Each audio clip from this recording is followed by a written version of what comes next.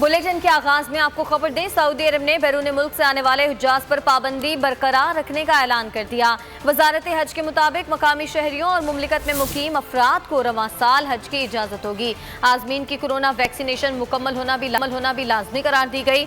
उधर पाकिस्तान समेत 20 ममालिक के शहरियों को बिना फीस वीजों में तौसी की सहूलत फराहम करने का ऐलान कर दिया। बुलेटिन के आगाज में आपको खबर दें, सऊदी अरब ने बैरून मुल्क से आने वाले हुज्जाज पर पाबंदी बरकरार रखने का ऐलान कर दिया।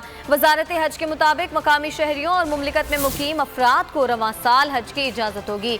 आजमीन की कोरोना वैक्सीनेशन मुकम्मल होना भी लाजमी करार दी गई। उधर पाकिस्तान समेत 20 ममालिक के शहरियों को बिना फीस वीजों में तौसी की सहूलत फराहम करने का ऐलान कर दिया। बुलेटिन के आगाज में आपको खबर दें, सऊदी अरब ने बैरून मुल्क से आने वाले हुज्जाज पर पाबंदी बरकरार रखने का ऐलान कर दिया। वजारत हज के मुताबिक मकामी शहरियों और मुमलिकत में मुकीम अफराद को रवां साल हज की इजाजत होगी। आजमीन की कोरोना वैक्सीनेशन मुकम्मल होना भी लाजमी करार दी गई।